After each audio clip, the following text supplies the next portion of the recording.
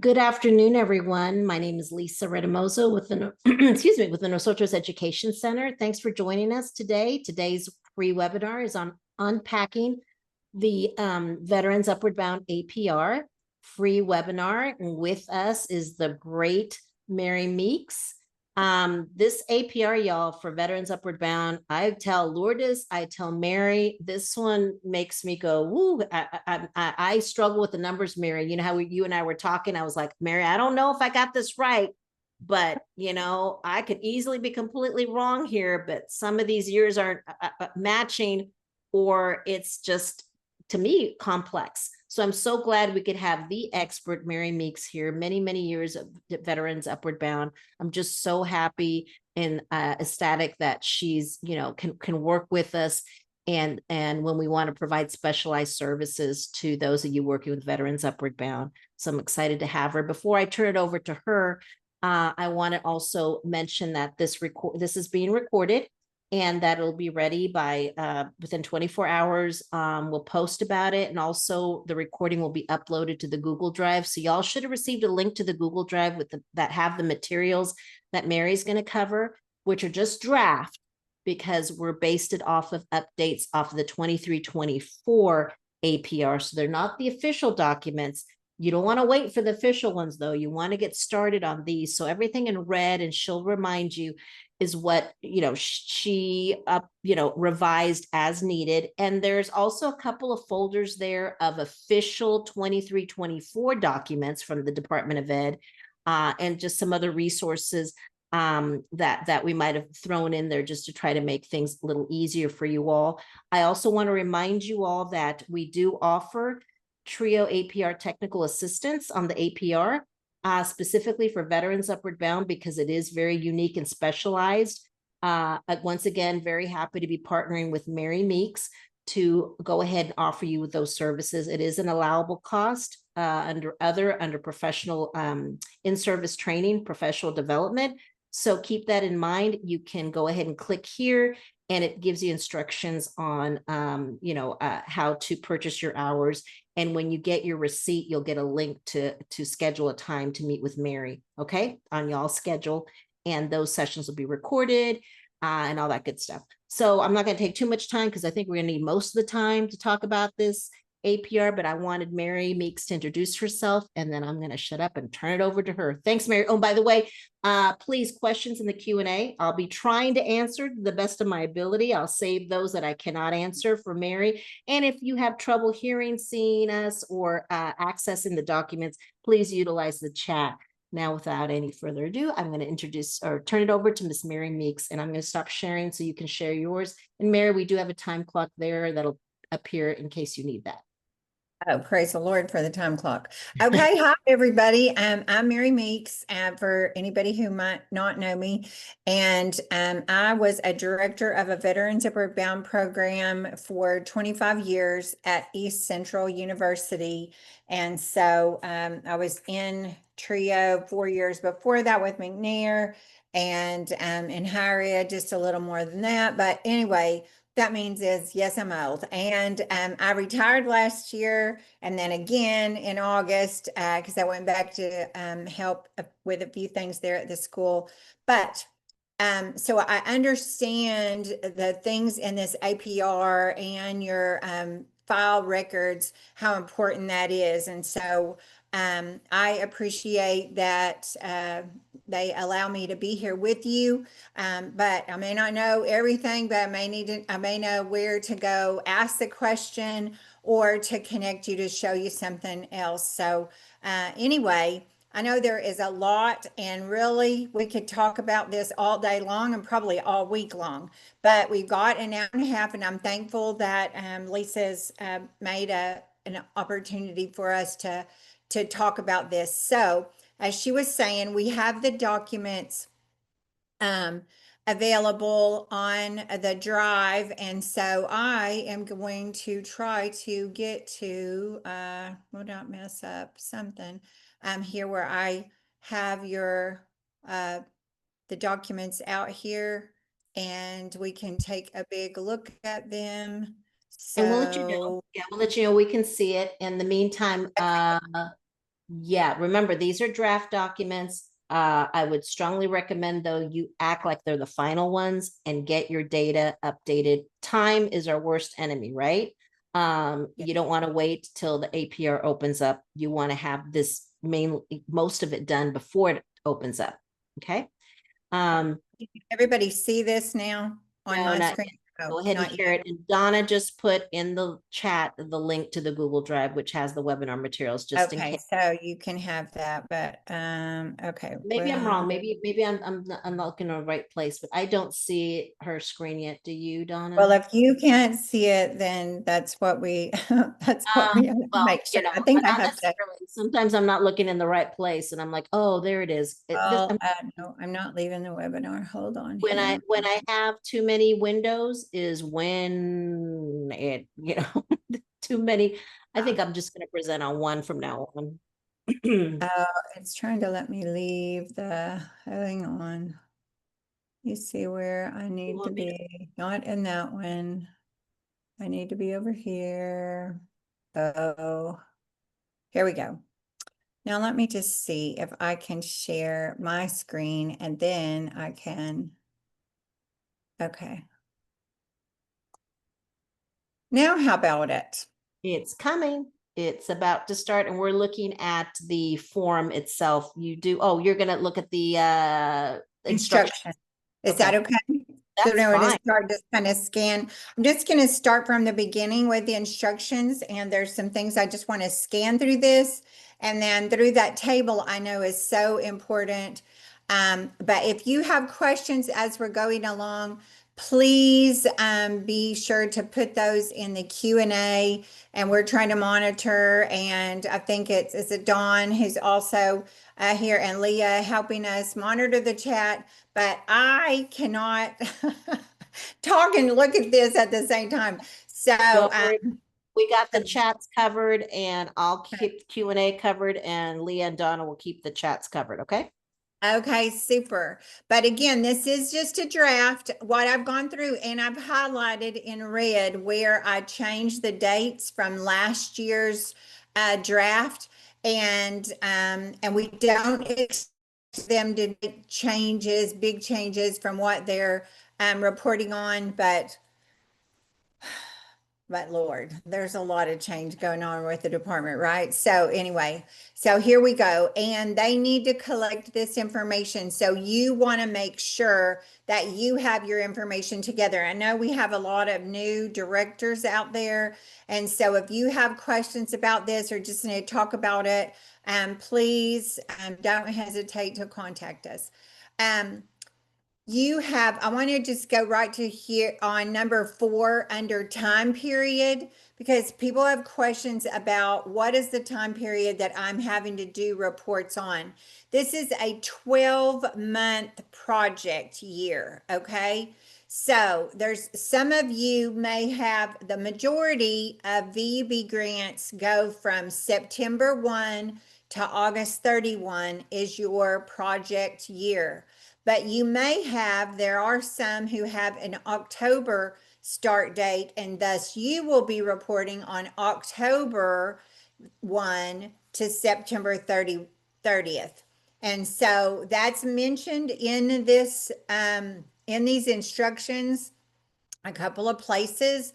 And so please know that we're just reporting. There may be some things, and there's even some places that says, the most information, but sometimes it causes an error if you report outside of this. So the main thing you want to do is report what has happened in this project year from on 2024-25.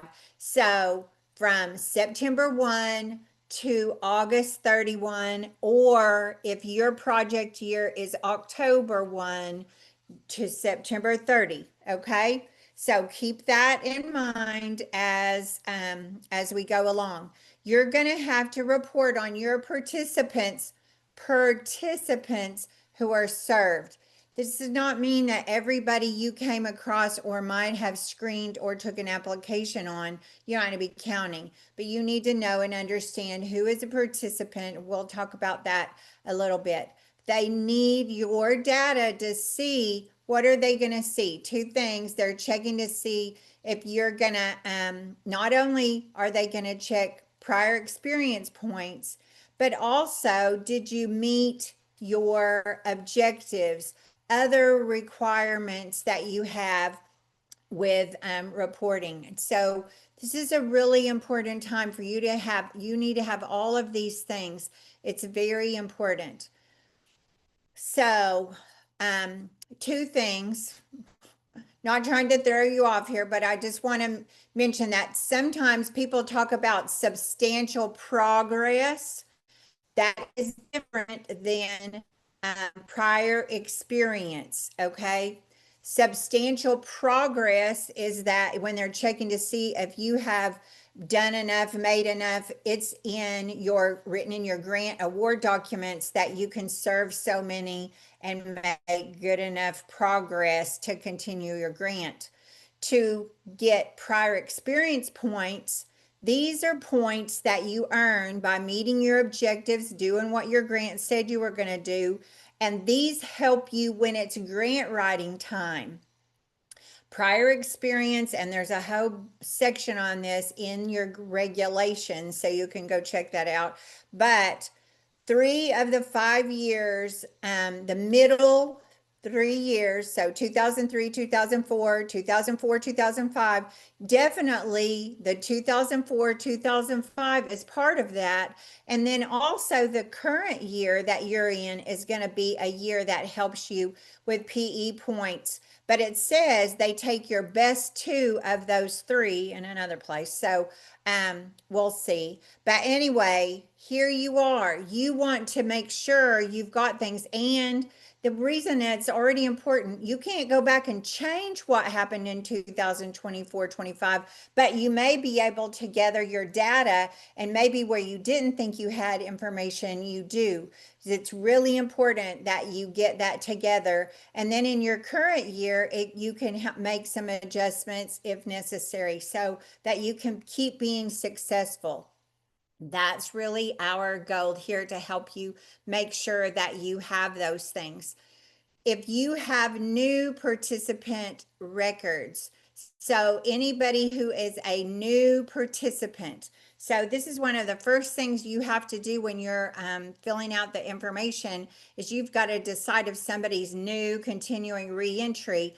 All of these new folks that you have are really important. There's lots of fields that you can't change once this data goes in. So you want to know that you have this correct. And so all of those folks that were reported on your 2023-24 APR are going to show up in this report. You can't drop them till the Department of Ed says that you can drop them.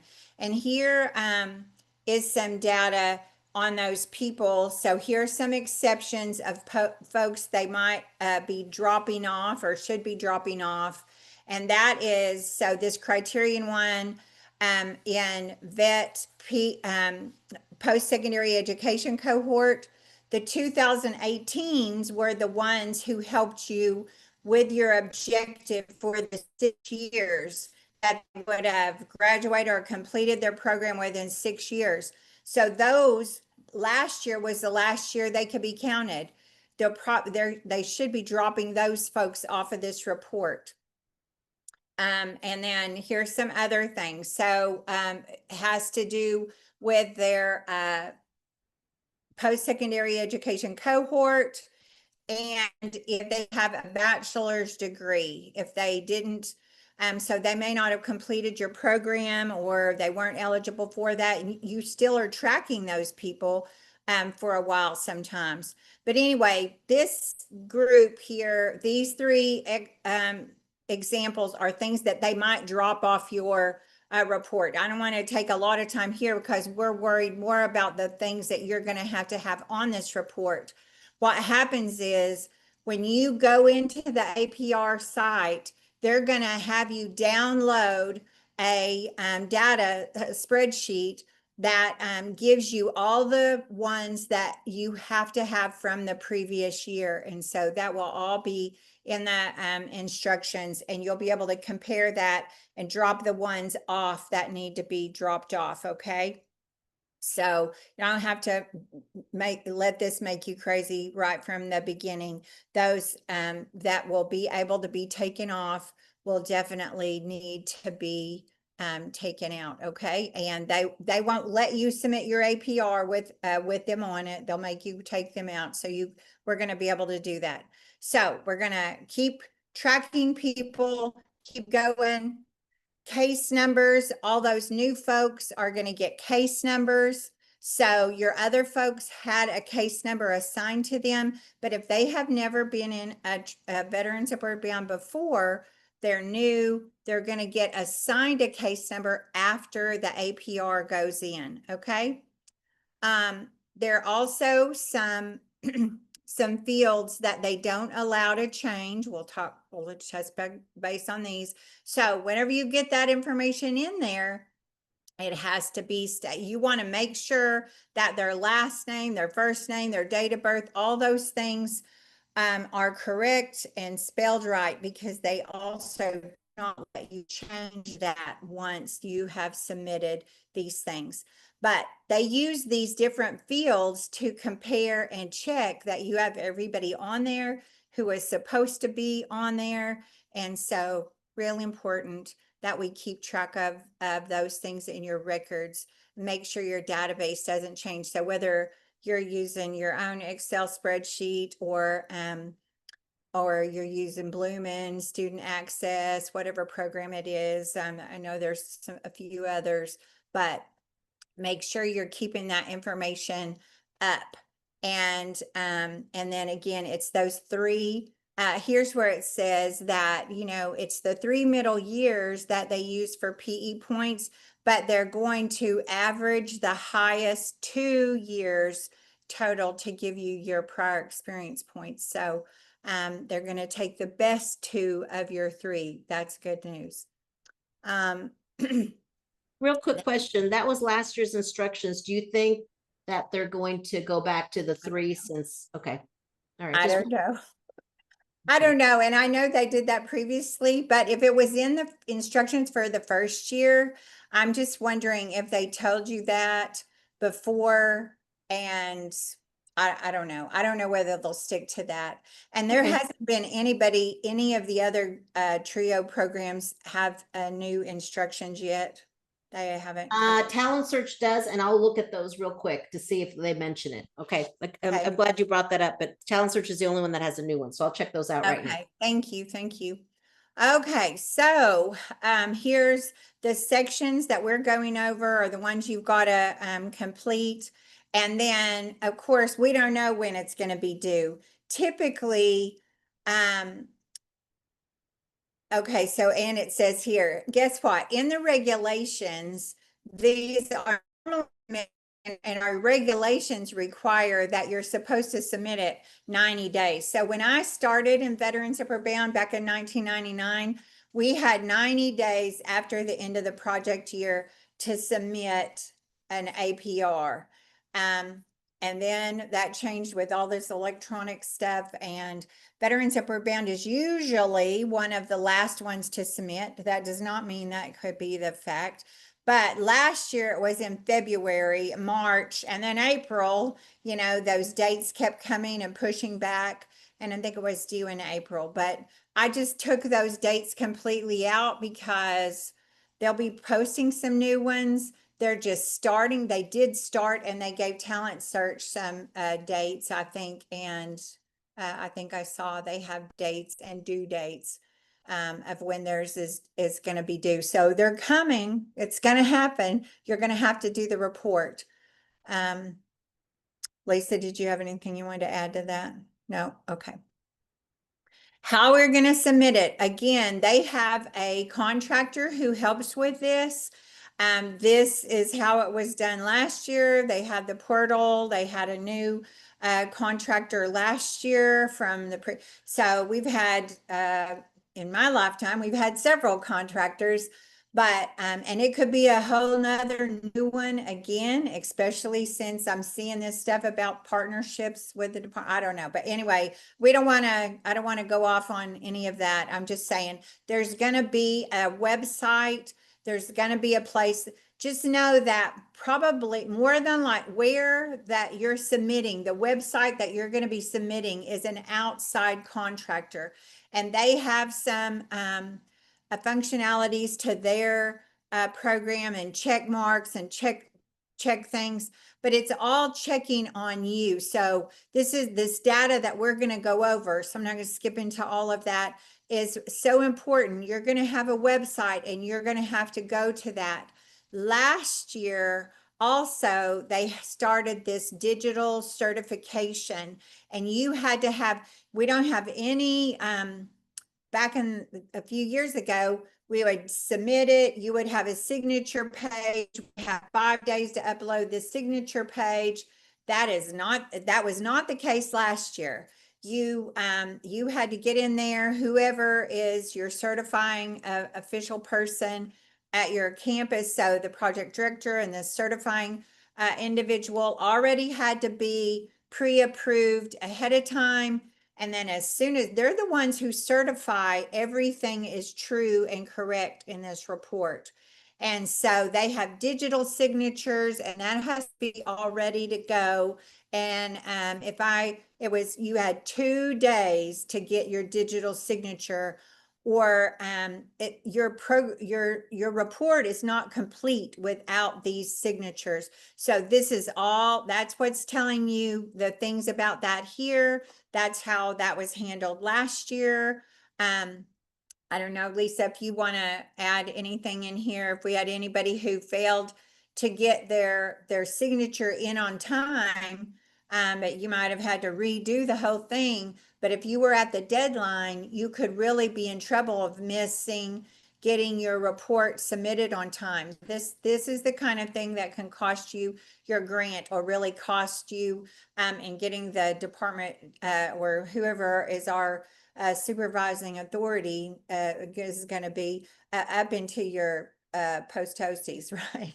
I agree. You need to make sure that you have this in place, and the minute the website opens up, you want to confirm that everything's good to go and coordinate with whoever your certifying official is and plan like you didn't have to do before, but you will have to coordinate when it's submitted and how quickly you can get that digital signature. Mary, I wanted to let's do this. You're a little bit lagging behind, just a little bit. I'm wondering if you turn off your video, then it might make the connection better, okay? Sure. Okay. And I will do that. so I love to see your face, but I think it might It's be okay. all right. It's So we'll okay. try that out. Thanks, Mary. Okay, okay. Yeah, sometimes down here in Kanawha, America, our stuff is not so great. Okay, so this next little part is stuff about all the laws and all that kind of stuff, so you can check that out. But here's the part about getting started, getting to access the website when we know what the website's going to be and where it's going to be and what the portal's going to be, getting your signatures. And then section 1, it tells you all of those things, what that covers, and what's in here. We're going to actually look at that specifically. Section 2 is going to be about, remember, those competitive preference priorities. Yes, they matter. If you haven't read those or you didn't keep up, you have to answer. There's a little narrative, or in the prior years, we had a narrative where you had to answer some and provide some information about the competitive preference priorities. And then section 2 is this is the meat and potatoes. This is the part where it's going to tell you everything. It's in a spreadsheet format, how to include this information. It gives you the choices, it gives you the answers, the things that for every question that you are going to have to be answering for this program. And so definitely this is important. These instructions go through lots of things. You definitely want to take the time to read all of this document. And this is also why I wanted to thumb through here. Read all of these pieces, because some of these are they give you a little more information here and not so much, or they change or add information in. And it's kind of like, sometimes it's, like, oh, are these the same instructions? You need to be checking both places, reading completely all of these instructions. And again, it tells you here, there are some project identifiers. Your project award number, your grant award number is going to be attached to this, so that every one of your folks has your grant number attached to them. It'll have the year that this is, where we're talking about the 2024 is always the first part of it. This is the 2024-25 project year, but when they talk about this and look at it, it's for 2024. So when you see that, it's always the first number, the first year as a part of this report.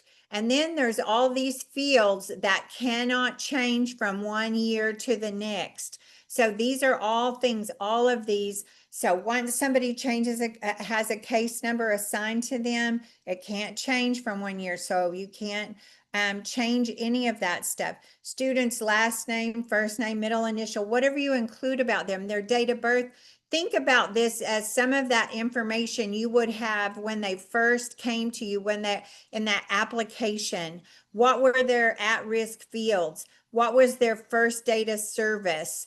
Their educational status when they came to you, their employment status, all those things that were at the very beginning. Here's what was your status when you came to us. And so those are things that have to go in there. And then here are some parts that might change in a later period, but maybe not. So, but also certain of these cannot change either. So once they got their first diploma, first associate's degree back, you can't change those. The last date of service can change, but if somebody re-entered, depending on the situation. So all of these things, when you have a date on somebody, just keep in mind that a lot of those things can change. Here's some fields they want you to review and to make sure that you update annually as needed. Okay, so I just want to tell y'all right now that this field 25 made me crazy. I understand because they've got deceased or incapacitated.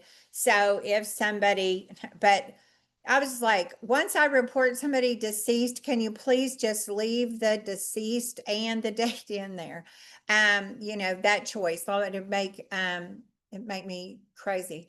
But they have a lot of things in here. Participant status, new continuing reentry.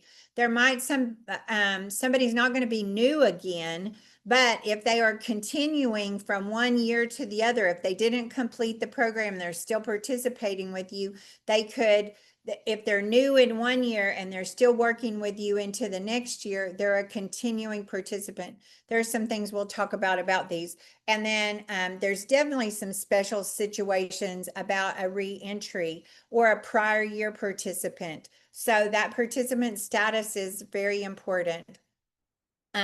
Served by another program during their reporting year. So if they participated in two reporting years, you've got to answer it for that particular one. So here's the list of things they want you to make sure you're reviewing and entering the information, get it in there. And then it tells you how to format the date fields, and they give you this whole list about that. So you want to make sure that you're using 2 digits for the month, 2 digits for the day, 2 digits for the century, and 2 for the year, which means you're doing 4 digits for the year every time. So make sure that you have that.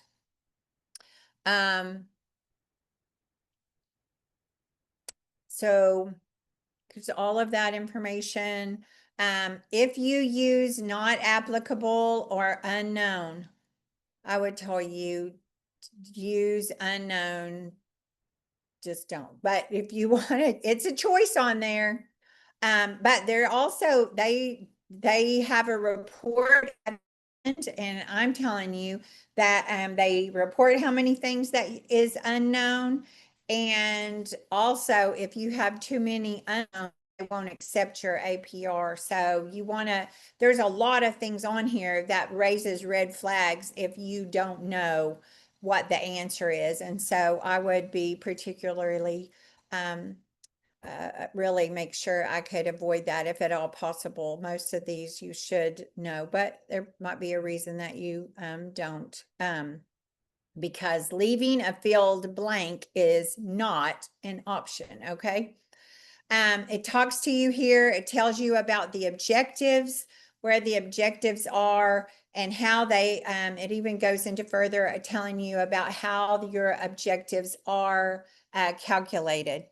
So here we're getting into the section 2, some specific directions for you. And so this is a good reference back and forth. I don't want to go too far. I know we have a lot. I'm just going to scan down through here, but I think it's so important that you read through all of this, mark it, highlight it, look at these different things so that you know and understand and relate it. Don't just, kind of scan this and then really get into the other. You need to make sure you have understanding about all of these parts, telling you about what's identifying your student, fields 5 through 8.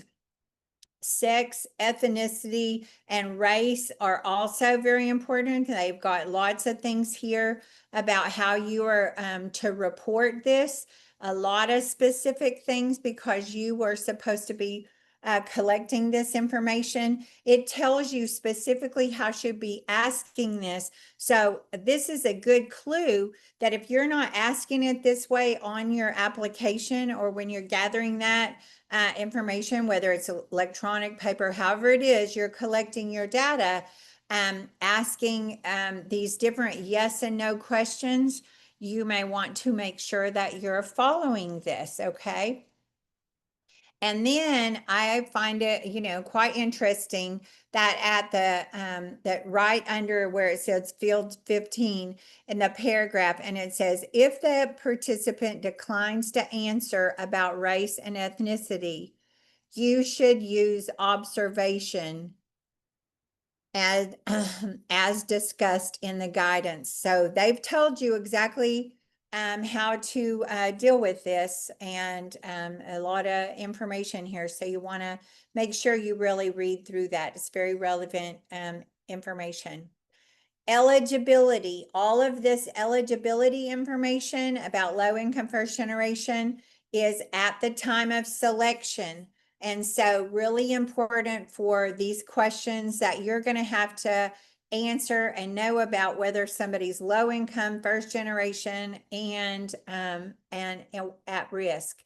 And then we answer those at risk criteria to individually. So I'm going to touch more on this when we go through the spreadsheet in a minute, but I just want you to see where all of that information at risk criteria 17 through 19. So you need to know whether somebody is been dropped out of school for 5 years or more, about their scores on a standardized test that has the likelihood of success, or if they meet the definition for an individual with a disability. So all of this, they have the references to the regulations where this came from. And again, this is from the very beginning when they were new, when they first started in your program, okay?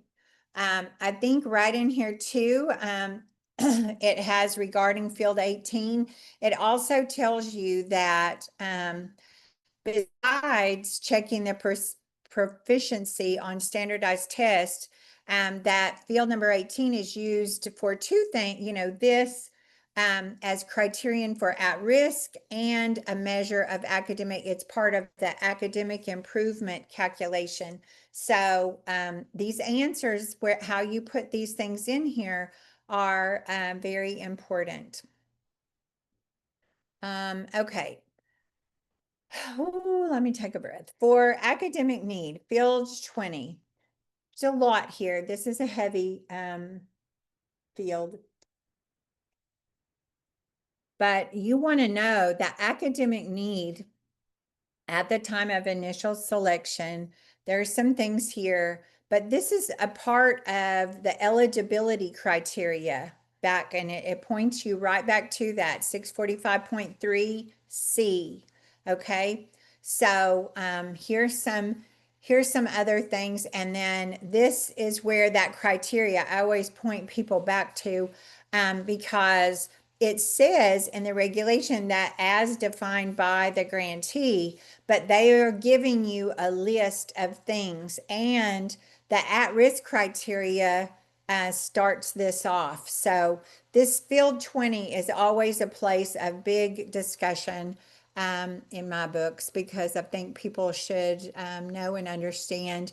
And if this, you're saying this is how you're establishing that they have a need for your program, okay? Then we have other fields concerning their participation. They want to know how somebody was recruited. They want to know their first date of service, not just when you accepted them, but when you gave them a service. That could be at the same time. It could be when you took that application, or you're doing all the things and you knew that, and you've accepted them, and then you go right into, you know, they're eligible, you go right into servicing. It could be the same, but it might not be for whatever reason. And so if those are different, make sure that they want to know when the first service happened. That's when they're making reference to this, okay? 23 and 25, they say self-explanatory. Participant status, of course, here's this new continuing reentry or a prior year participant. So you're keeping records on everybody in here, and you need to understand what these different types of participation stand for and what they mean. And field 27 is also another place that if they were served by a program similar to VUB.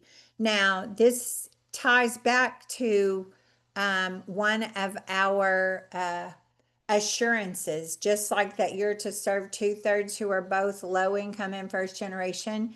You have an assurance of coordinating with other things. This language is very similar. And so all of these fields, you know, you need to know, how do I know, what proof do I have, or how am I, you know, getting that information?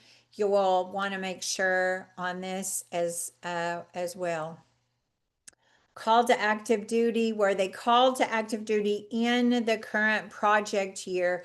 This is for your ones you are serving, and or was it a prior year participant if they served in active duty, if you know, and about that.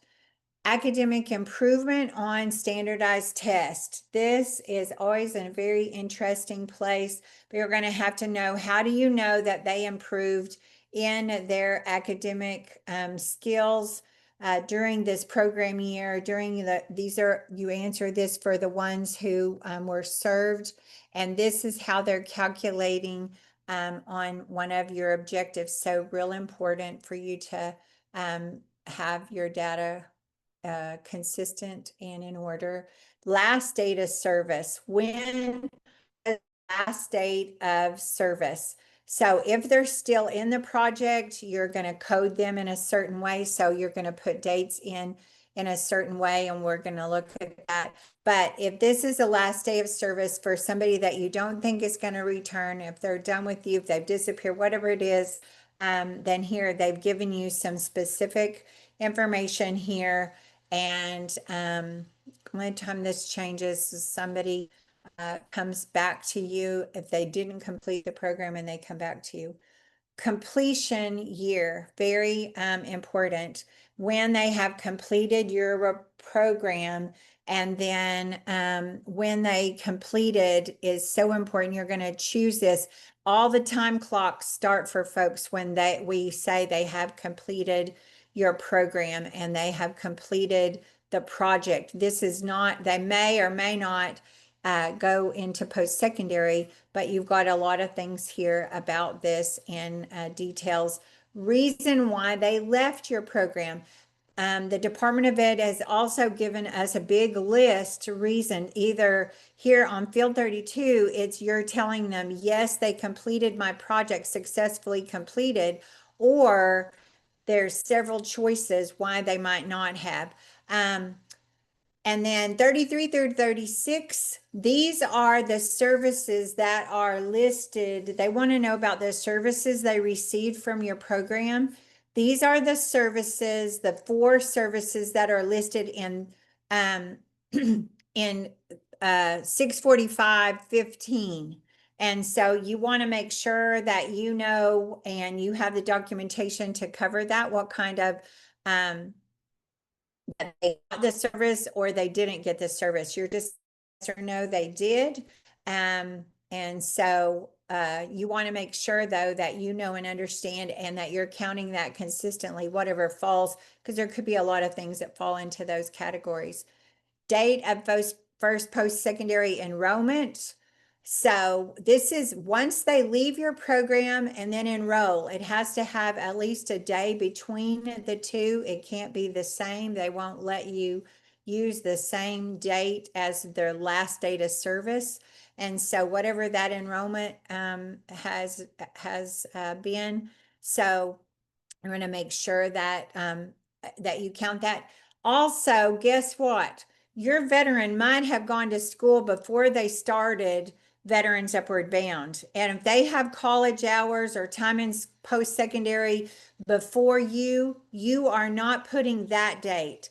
This is the date of post-secondary enrollment after VUB participation.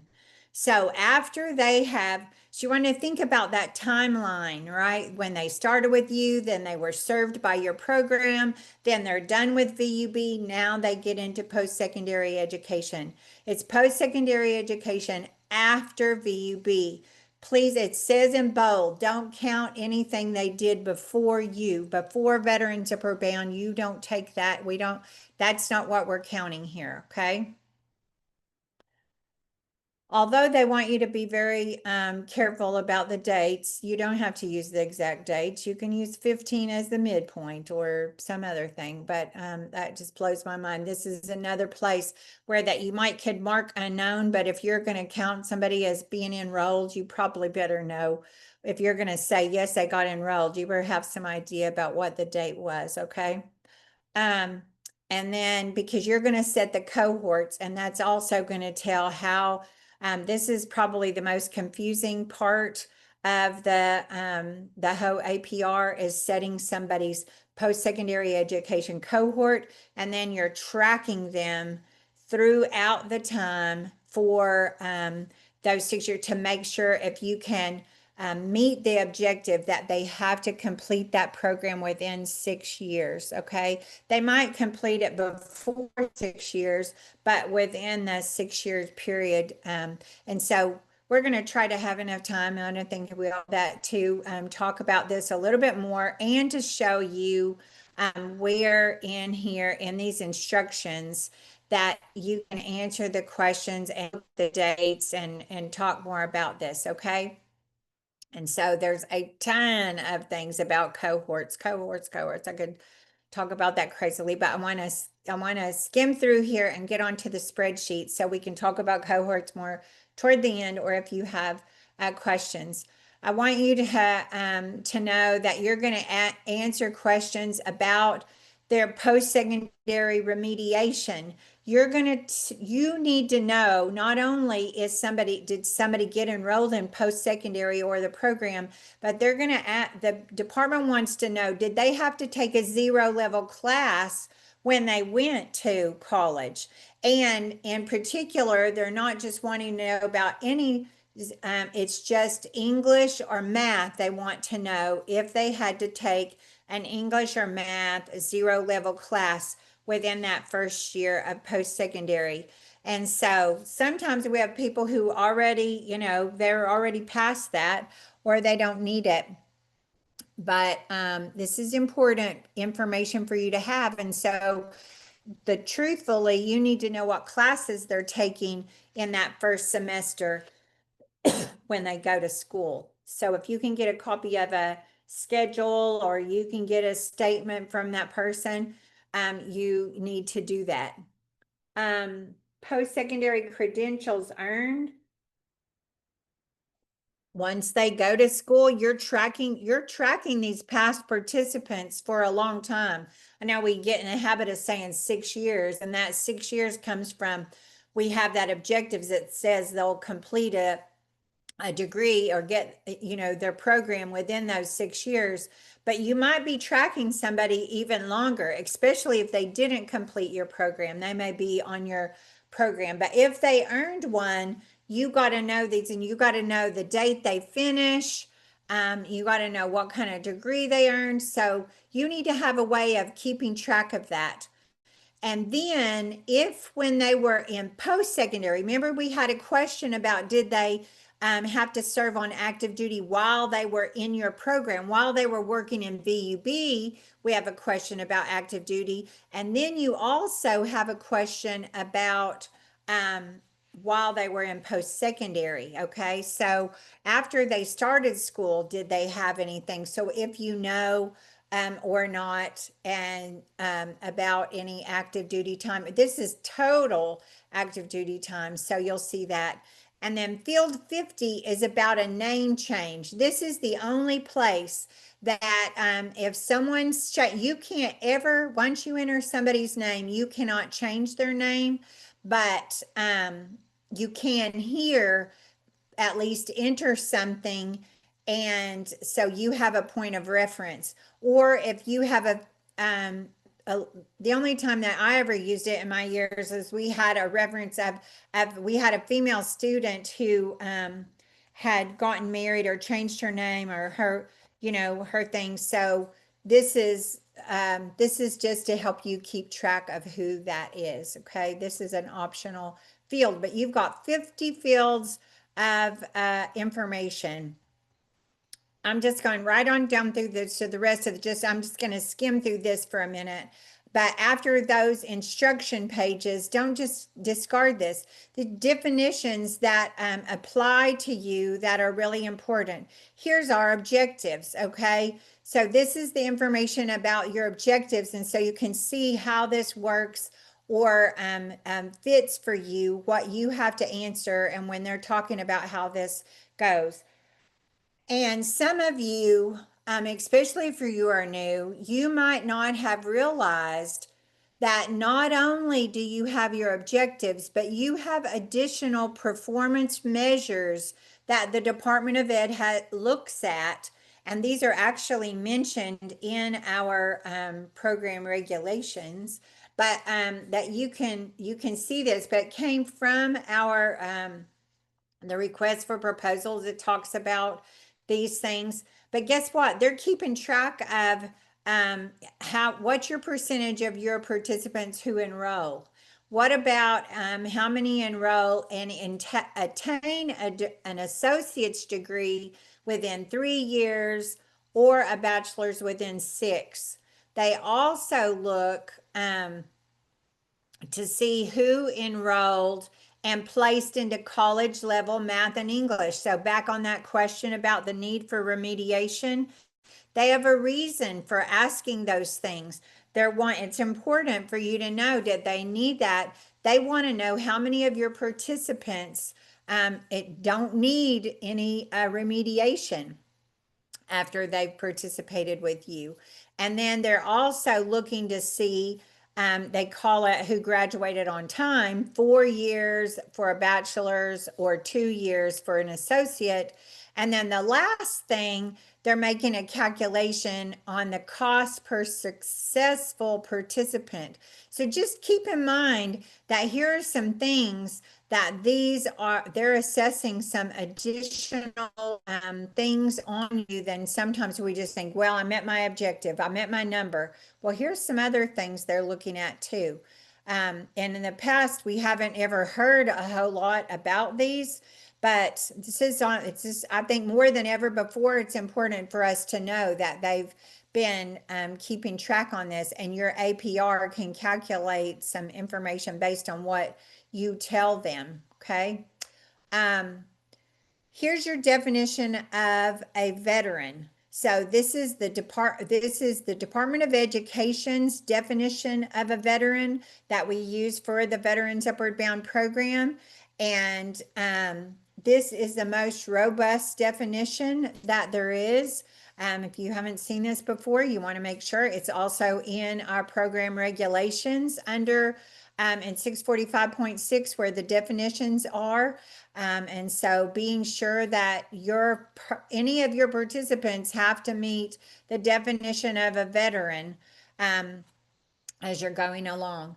Ethnicity, here are those fields here and the descriptions that help you to know how to choose a race or ethnicity for folks. And then your definitions for eligibility, low income individual, and a first generation college student.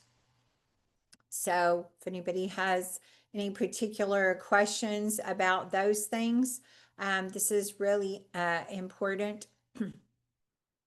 The definition of high risk of academic failure. And here's our things for a veteran, what they see for folks who meet the high risk criteria. And then here again, now they've written out fields 33 through 36, what these were, and you need to compare this to, again, 645.15, because that's where these are described in your program regulations.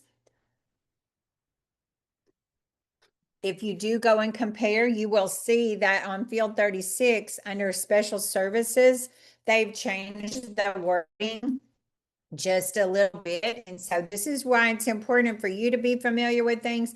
I mean, again, what they're asking you. And in the regulations, it says special services, comma, two that include math and science, comma, and then goes on. This one has no comma. It says special services that supplement the project's instructional program in math and science to prepare your veteran for post-secondary. So you need to know when you're saying this, every one of these, you've got to know, what does this mean to me? How am I in my policies and procedure? What fits into here? What are we doing that fits in every one of these categories so I know and understand that? But what special services that supplement your project instructional program. And again, you really ought to take a look at how that compares with what is in your program regulations. Post-secondary enrollment and completion, they're talking about here what that looks like and what that is and the dates that you need to know here, and particularly talks about post-secondary remediation here, what happens, and then their degree attainment if it's a dual program. So I just wanted you to see that and see all of those parts. Make sure you read that thoroughly. I have skimmed, even though it may not seem like it would have taken almost an hour to get through that. It's just very important information. I don't want to miss, and I don't want you to miss of how that they're looking at and talking about this, all these different parts, because when we're going to go to the next part of the instructions and you're going to see, I want you to see the choices they have given you for those questions. This is a 3-page table, this calculating your enrollment cohorts. And so in red again, so please know, even though draft printed on this page, it's underneath the table. I thought it was interesting. It's just peeking out on one page. But everything in red I changed, and I upped to the years from last year, okay? But I want you to see that sometimes in here, the parts in here especially, they've included a lot of things here that if somebody completed the program in 2022-23, and you're thinking, what the heck? We're working on the 24-25 program year. But here's some things, and they're really just being very thorough with all of these instructions, and they're wanting you to see that it's possible there's something different here. You've got their enrollment in post-secondary could be here, and it matters what academic year they're in. And then if you'll notice over in the very last column that there's nothing unless this person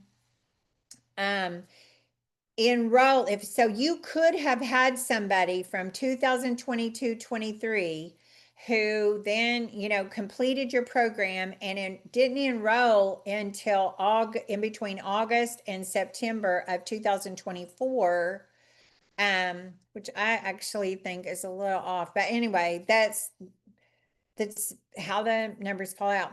This is the only, if they have enrolled in between this time frame, this little bitty window of time is what they have in that specific, if it was in their the academic year of 24-25, you have to report this, and this is in this year, or you won't ever be assigned. They cannot be assigned one.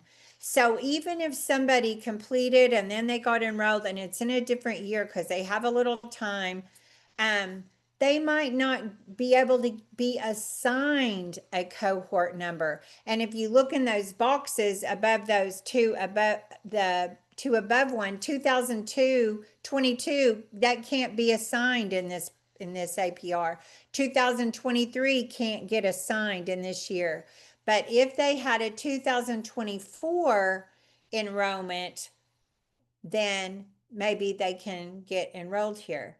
But otherwise, they're not going to be able to. And so this table goes through very thoroughly. And I know for me, I have to sit and go, okay, wait a minute, really think about the time. And for your folks who completed your program, the easiest really to think about those 23-24 folks who might have completed but didn't get enrolled yet. There's some specifics about that. But if they enroll after a certain period of time, you can't assign them a enrollment time. You can't give them a cohort year, a 4-digit year. You're only going to be able to give them a 9999, and they're never going to be able to help you with your APR. And so I'm thumbing on down through here 2023-24, and I want to look at the part of the pink is getting to the end of it. But you might have had, if you had somebody who completed your program in 2024-25, okay, right? This is the people who completed while you were working with them in this project year. They could have completed your program and they might have been enrolled in this year. This is why you need to know if your program year is September 1 to August 31 and your person enrolled in between September and July, because when you're assigning enrollment cohorts, you've got to think about you've got a project year, and they're talking about some things that happened in your project year, but you've also got to know about the academic year, and this actually helps give your veteran a little more time. But if they enroll by July 31, they get the cohort of 2024. If they enroll after July 1st, after July 31st, it's like August 1st. So if they enroll from August 31 to July of the next year, or then they're going to get a 2025 cohort. So all of these steps, you've got to go in here, and you've got just this little window.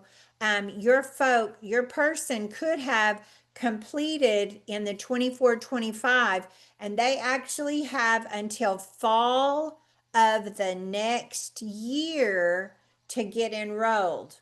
and for you to report on that person.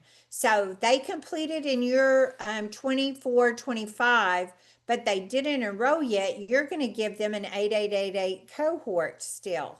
And then you can assign that in the next APR.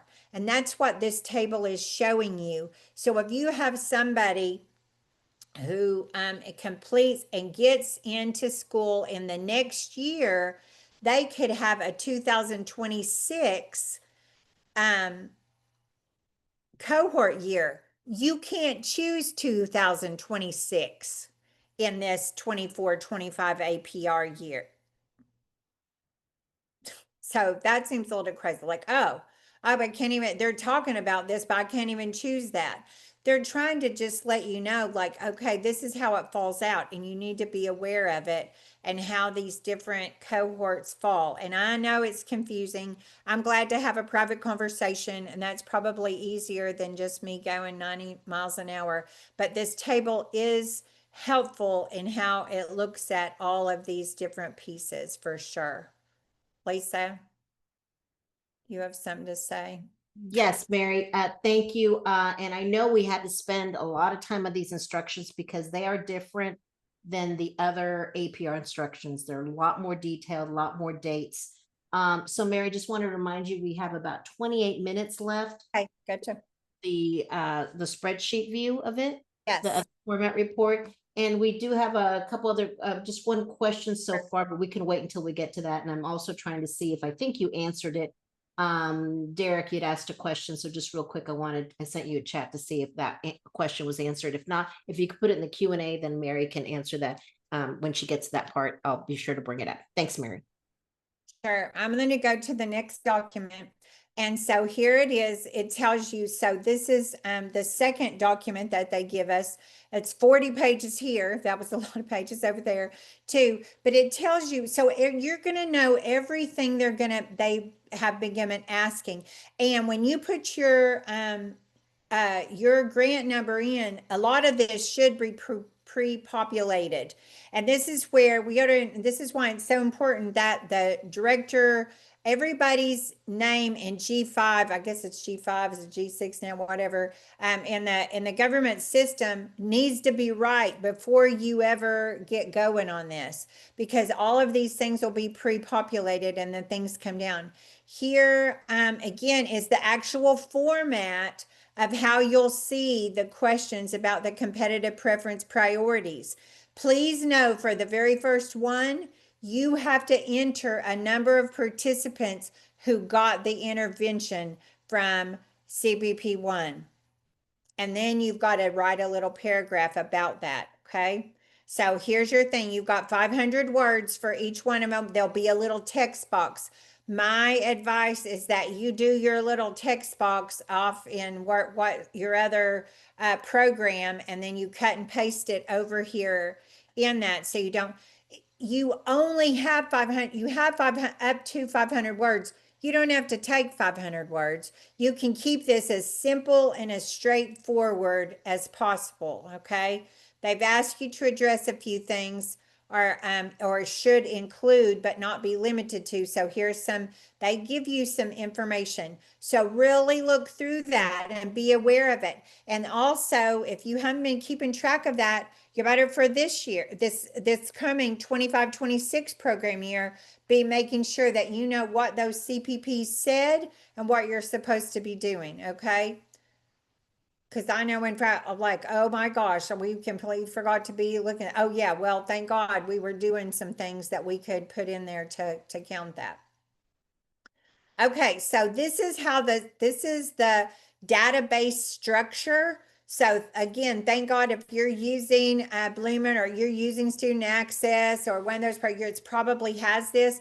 You may, I know there was a program or two who had set up their own Excel. It tells you how to format that. But here's the information. And then it's telling you over here in these final two columns, it tells you that data field cannot change from one reporting year to the next. It also tells you to make sure if there's an update needed. And so it goes through all of these steps here. And so you'll see in number 4, case number, it can't change from place to place, once you put it in there. And so it tells you all about, you're going to put somebody's last name, you're going to put their middle initial in, you're going to put their date of birth in, okay? So all of those fields, sex is only got male, female in here. I think that had changed a little bit. Anyway, here's your ethnicity questions. It's just yes or no, yes or no. So each part of that race, you're gonna make sure you have a answer to that question. Make sure your database is complete and has all that information. 16 is your eligibility. So here's the 7 categories: low income and first generation. This is where they are going to calculate, do you have 2/3 of all of your participants are both low income and first generation? They use 1 and they use 7. So if you're a 1 or a 7, that's going to fall into your calculation, because 7 is low income, first generation, and at risk. But it's asking you, what is the eligibility status of your participant? You need to know. Then it asks about the at-risk criteria. They want to know here, they've specifically broken out each one of the at-risk criteria, and you have to say, okay, so was this person, you said, if they're at risk, and so you can't have a yes in this box and not have at risk in something else, one of the choices up here in 16. So 17, 18, 19, you need to know what your information is. 20, here's that academic need. And if y'all have ever sat with me through almost anything talking about veterans upward bound, I bring this up even when we're not talking about APR. I bring this up when we're talking about the regulations. I want you to see that the choices that they have shown you, the different things that somebody might have had a need for your service. Here are some reasons. So could have been one of the at-risk fields, but here's some other things. Okay, so important stuff. You need to know, what was that individual's academic need at the time that you selected them, that they came into your program? What was their need for service?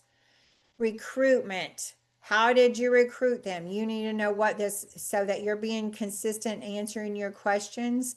So it's just some data points that they want to know. First project service, you're going to put in a date here.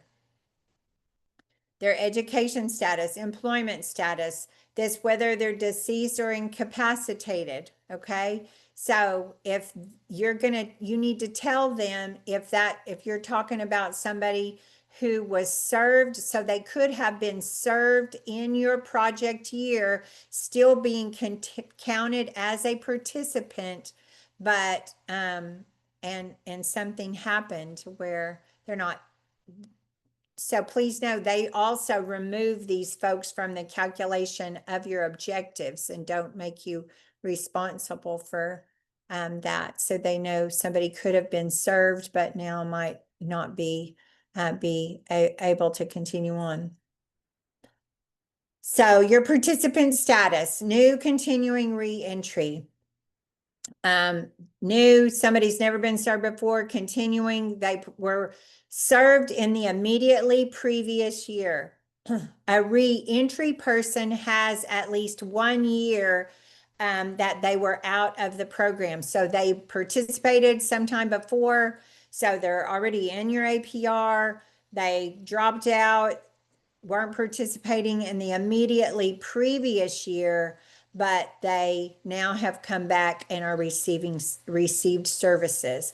Prior year participant is somebody who was served before and that you counted before and that you're tracking. So they may or may not have completed your program, but they're on here. Now, here's this question about served by another federal program similar to VUB. I think it's important for you to understand where you're getting this information. They've asked some specific things here And they want to know, did they get services from an EOC program? That's an Educational Opportunities Center. So if you're not familiar with what the TRIO program EOC is, or if you have one on your campus or in your area that you coordinate with, you want to make sure that you're knowing how they got service or what documentation do you have. But then there could be something else that's in your area that serves that they got services from. That was another federally funded program. I'll just say, Mary Meeks thinks there's not anything similar to VUB, but I guess I shouldn't say that because obviously they think there is. So anyhow, I just want you to know that this question is on here and they're calculating that. Active duty question. Academic improvement, 29. This is, we get lots of questions about this. There's a lot of things, people, oh my gosh, well, I want you to look at the choices, okay? And I want you to really know too, when you look back, if you were not aware of and how this is going to, every one of our objectives matter about who completed the program. The only time that somebody's going to help you meet this objective, whether they improved or not, is if they completed the program in this program year when they had, so did they complete your program and improve? It said, did they complete the program in the reporting year and improve as demonstrated by pre and post test? Could be no, they completed the program, they took a pre-test and post-test but didn't improve. They could have completed the program, but they didn't take a post-test, or they completed and the test is unknown. If they were served, but they didn't complete, you're getting your 8. So you only answer this for the people who were served in the current year, your number served, not your prior year participants. So once they're a prior year, once they go into that category, you don't have to answer it. It's only while they were actively served, okay? Date of last project service. You can decide what date you're going to be using here when you're dropping somebody. It says, accuracy is important, but use the last, you were going to report date of the last service who were no longer being served as of the date of the APR. You do not need to provide, then it says you don't need to provide the exact day. And if you don't know the month and the year, you better put, if you're going to answer a year question, you need to know when are you dropping somebody? So have an idea here about when is their last service, or the last, once the date has been determined that you're dropping somebody from your program as being active. Your completion year.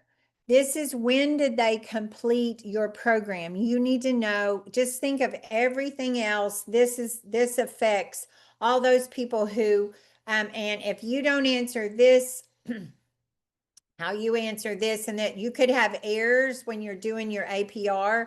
If everybody who's completed in this project year, you're not going to be able to answer all of those others. They're on here, but you can't really submit anything except who completed in 24, 25. And so here's another crazy place. They got all these choices, but they're just keeping track of that. It's on here all of these years. Why do they have all that on there? Because you've got past participants that you're recording on, and they could be in any of these categories, and those still have to remain the same. These have to be the remain as what you reported the previous time. Okay, so there's a lot of information here. So you can also have people who leave your project before completing it. They didn't ever complete your program, but they enrolled in post-secondary anyway. This is one of those areas where I tell people, like, look, when you have the only criteria that you say for completing the program is that they enrolled, I just want you to be aware of the fact that the Department of Ed has in here that it's possible to leave your program and they didn't complete VUB, but they started a school anyway. Mary, I have a question. Can you hear me okay? Yes, yes, Okay, so that field that you were just on completion, is that field 31, that long one? yes, That talks directly to the objective as to who completed the program, right? That's an yes, objective. yes, Okay. every one of those. Yep. I do have a question for you when it gets to the percentage of the objective that states the percentage of participants who completed their prescribed Veterans Upward Bound educational program in the previous project year will enroll in a program of post-secondary education by the end of the current project year. Yeah. That's coming up in a second, right? Yes. Okay, let me know. Just when you're there, I have a question directly related to that for you, okay? But I bring this up because I think it ties into, I Yes. believe that the number that you put in 31 locks it in as to what you can respond to for the Yes. people that go to Yes. college a year later, right? You can't add You're any true. to it. If you can't change this, once you're going along, when they completed the program, there's a couple of situations that can, but once you assign somebody a year, this sets that you start the time clock for that individual. So they have until the fall of the following year. And so if somebody completes, so for us for 24-25, they have to enroll by that August of 26, or they cannot get a cohort, and it's just in that little tiny window. Okay, thanks. And Um, I'll pop up again in a second when you get to yes, that. I'm going to try to. So, reason for leaving the program. So, there's lots of reasons for leaving. So, you can see that. You might want to have an idea or a documentation in your file if somebody has left and did not complete the program. But if you're saying they successfully completed the program in this year, then that up here is going to affect how you answer. I mean, these coordinate, okay? So if they completed the program in 24-25, you've got to put 24-25, okay? If they didn't complete and they're still participating, if they didn't complete and they dropped out of your program, you got to choose a reason.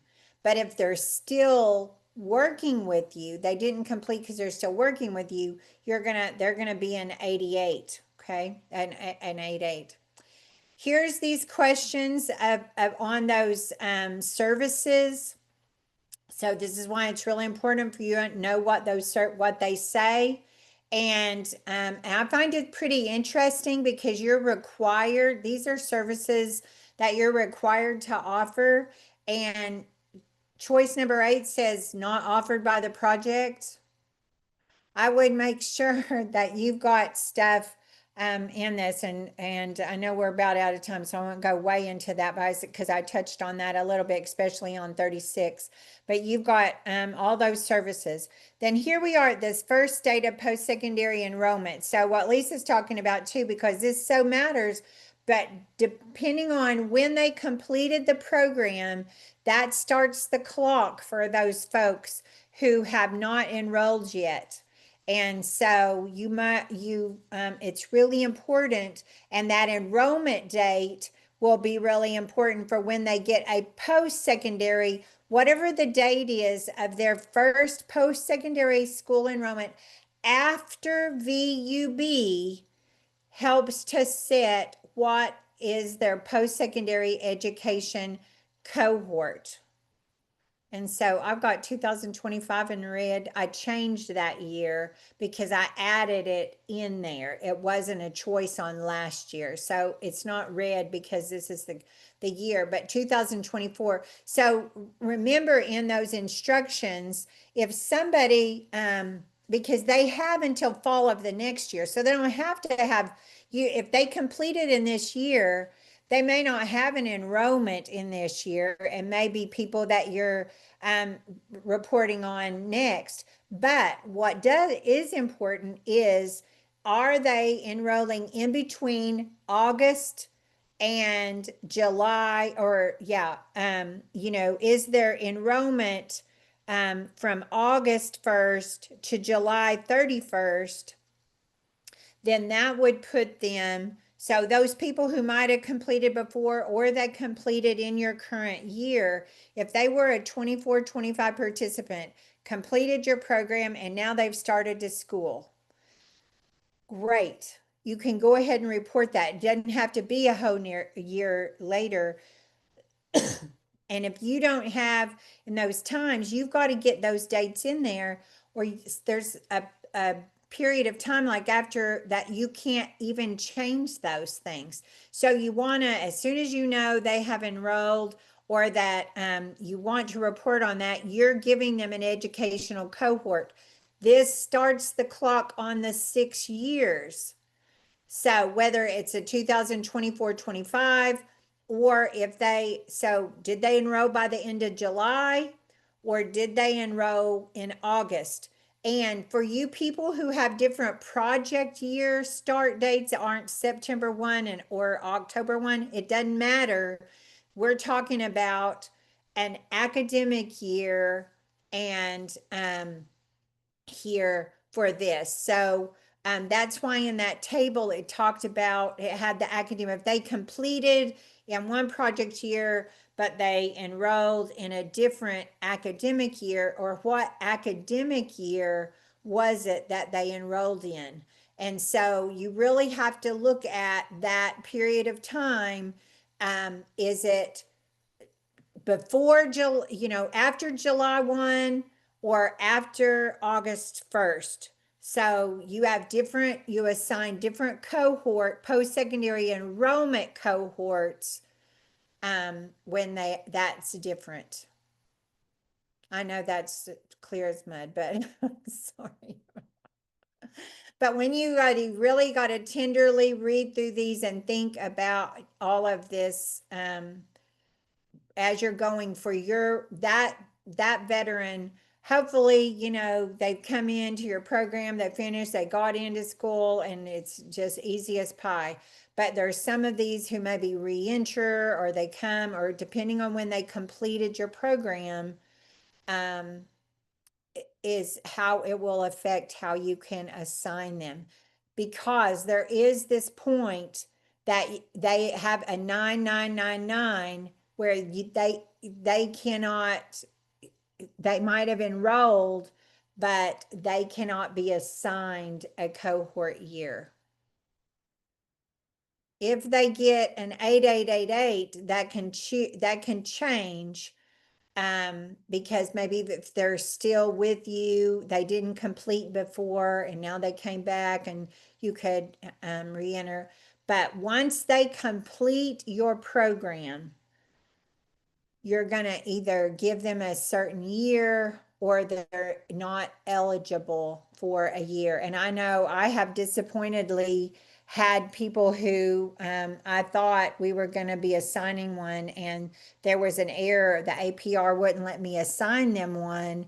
And come to find out, when I really looked, it was because of their dates of completion and enrollment fell outside of those boundaries.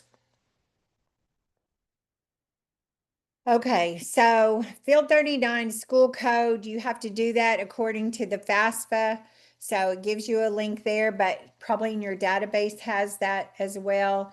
And then guess what? They want to know about the source of your post-secondary information. So where did you get this? How do you know that? What kind of, like, basically what I'm saying is, okay, what kind of documentation do you have to back up what you just said they got enrolled? So do you have a transcript? Do you have something from the institution, but it's not an official transcript? Was it self-reported? Do you have it from a third party? And they give you example of the National Student Clearinghouse, which is a great reference, and gives you lots of things. But you know, make sure you have whatever you're saying you have. Or if here's the eights, these people that are still in the educational program offered by the project. These are the people that are still working with you. You're not answering those. You have to put an answer in this box, but you don't, you know, they're not, it's not about their enrollment. And if those people who left you,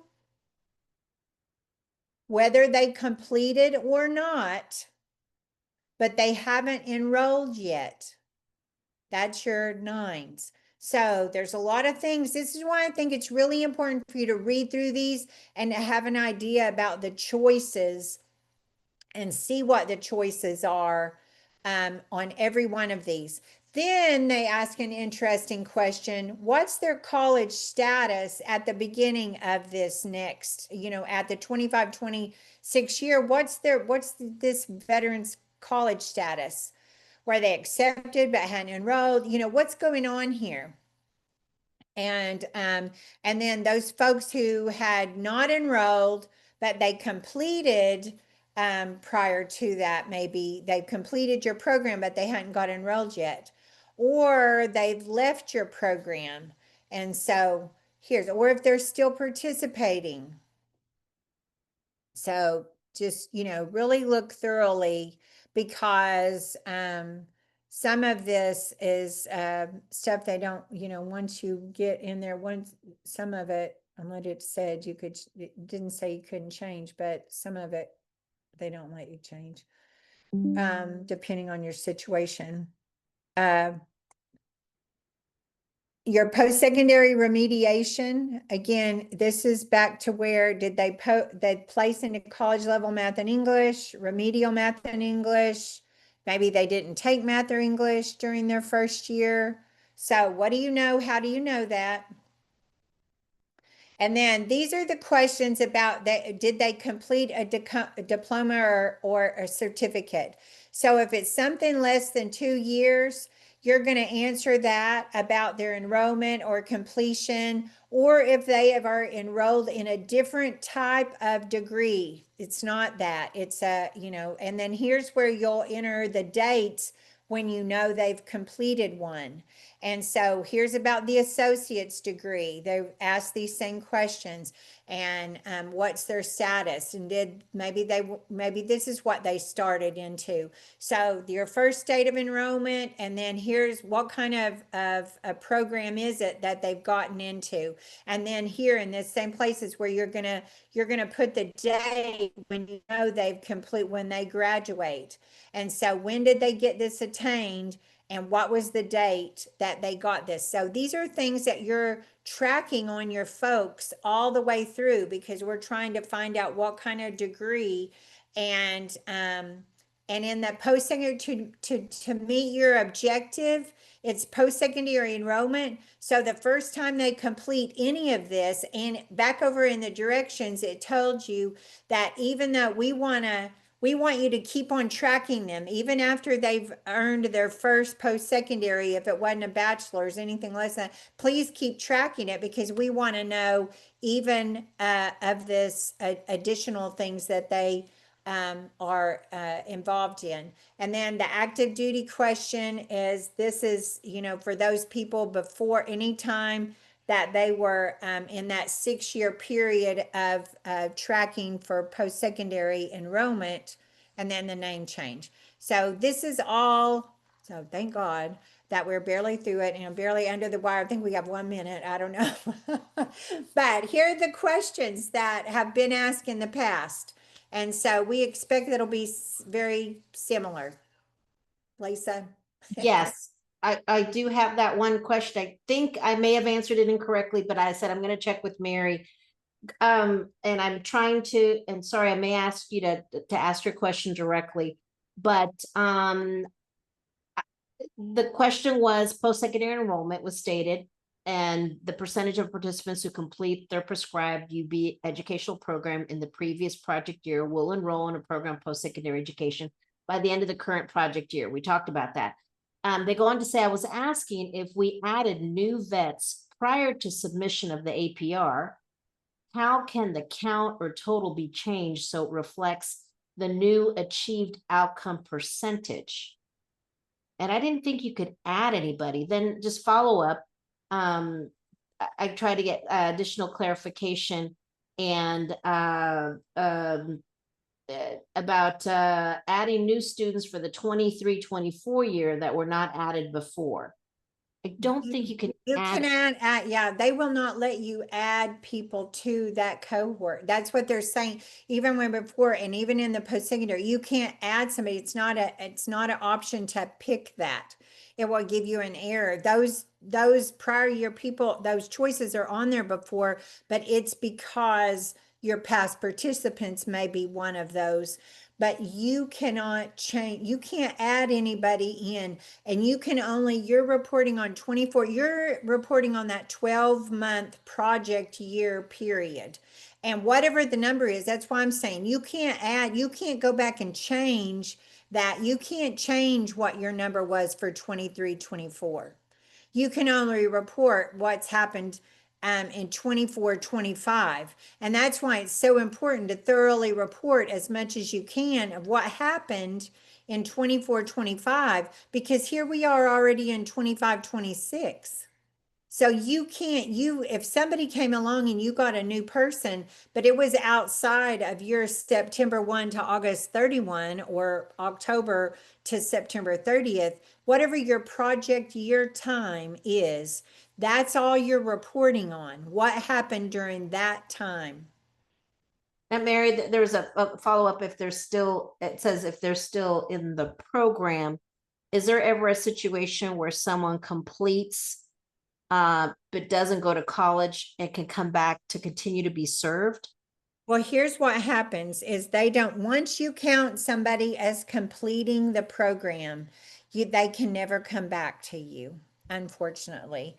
And that is in the instructions. Once somebody, once you choose that they have completed the program, they can never come back as an active people. So when they're talking about the re-entry people, or once somebody ever enrolled in post-secondary, that they can never, once they ever completed your program and went to school and dropped out, this has always made me the angriest, because I feel like these are the people that we should help, who, if they came to us and then they jumped into school and something happened and now they're not going to be able to complete and they want to come back and get help from us, you can't take them back as an active participant, or you can't count them again. You're still tracking them, but you can't count them as an active participant on your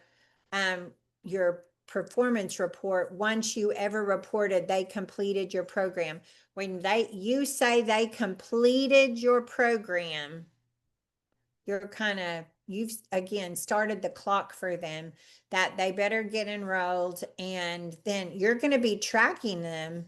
Their name is still going to be on your annual performance report, but You you will can't get add an them. error. You will get an error if you're trying to bring them back and say they were active again or count them again.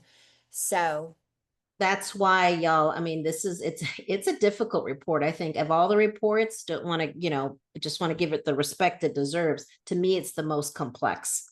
I think there's so many different what ifs, and because we're dealing with individuals on different time frames, they don't always do things as the other pre-college programs. And because it is considered a pre-college program, right, Mary, that the intent is for these veterans to not have already, by the time they walk up to meet you for the very first time, have graduate degrees or bachelor's degrees. I did upload, Mary, and I'll send them to you, language as to the rare circumstances where someone who already possesses a bachelor's degree or a bachelor's degree and even associate's degree may still be deemed as eligible if you can show that academic need determination yes. and have it documented. So I uploaded one document explaining the regulations and another one listing the possible types of documentation for need listed there. So just FYI. Also, So Mary, yeah. go ahead. I was just going to say, just keep in mind that question 20, go back to they have to have a need for your service for them to be in your program. And the eligibility says nowhere about being in school or being, having this or having that. You've got to, what is their reason for being and what you're trying to help them to do? What kind of school? Now, if you're helping them trying to get a master's degree, there's nowhere to report that. So So that's what. they're not gonna, you would have this. So here's this, why we're trying to do whatever. But you have to be wise about what your all of these parts of the eligibility for the program, and it really ties back to the academic need. What is their need for a program services, and then how you're having to report on this. And someone just made a comment too about my veterans are listed as completed only after they enroll in post-secondary education. Would that be the same as me in Upward Bound saying that I don't count my kids as going to college until they graduate from high school? Because sometimes you have people graduating from the program, right? Completing the program, and it doesn't mean that all 100% a year later will go to college, right? Yeah, and it's and I know a lot of programs have had this as their description of completing the program. And that's what I would encourage folks to go back and look at these choices on enrollment and completion, and even in that improvement, that it's possible to complete your program and not enroll. It's possible to not complete your program and enroll. And so there's sometimes that, so you kind of go back, okay, but here, what makes sense to them? And if that's what their policy is, that they're not completed until they enroll and start to school. Well, I mean, if that's how they're doing it, that's how they're doing it. So they want to make sure if this is your policy that you keep and you've got that information, but also just knowing that the choices on, to me, that was at first when I saw all the choices, I was like, whoa, okay, wait a minute. Like we're not saying somebody didn't complete our program till they went to school, but not everybody goes to school. And sometimes we'd have people who did stuff that we were hoping they would do or thought they needed to do, and they jumped into school before us, where people disappeared. So there was a lot of different scenarios, and we my team sat down and we talked through all these different parts.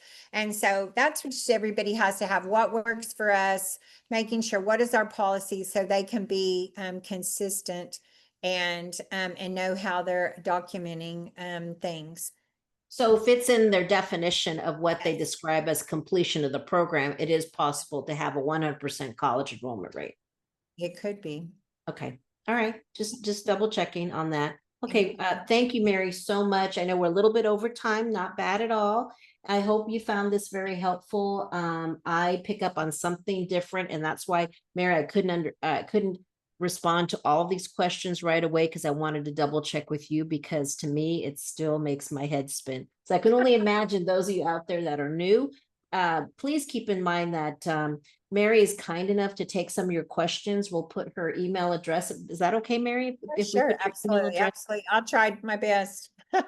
Yeah, so if you could put that in the chat, Mary. But also if you want her to spend some time, looking at your database, looking at your numbers, helping you case by case, think about the APR technical assistance hours that we have on our shop page. And that way you can coordinate a time to meet with her and answer or go into detail. But she, we're gonna book. She's gonna get booked up quick, so you might want to not wait until the APR is open. You can start booking those right now. Okay. I did also upload Mary, just clarification for the talent search APR for 24-25 instructions. They're going back to the 3 years. So I assume that it's going to be that way for the other programs too, instead of the 2 years, because people are still thinking COVID was around, but I think they're going to go back to the 3. Okay. All righty. So thank you. Thanks for Mary putting that in there. And thank you, Donna and Lee. And thank you all for participating. This recording will be uploaded onto our YouTube channel. And also the link will be put in the Zoom follow-up emails that you're going to get from us, thanking you for attending. And also for those of you that signed up and couldn't make it, that's where you're going to get the recording as well. All right. Thanks, Mary, so much. And if I don't talk to you before the holidays ends, have a great holiday, everyone, season. Okay. And Thanks, y'all y'all, take and care. happy Thanksgiving to you guys. Yeah, I yep, know. yep. Thank you. Happy holidays. And whenever you're ready, Donna, you can stop the recording.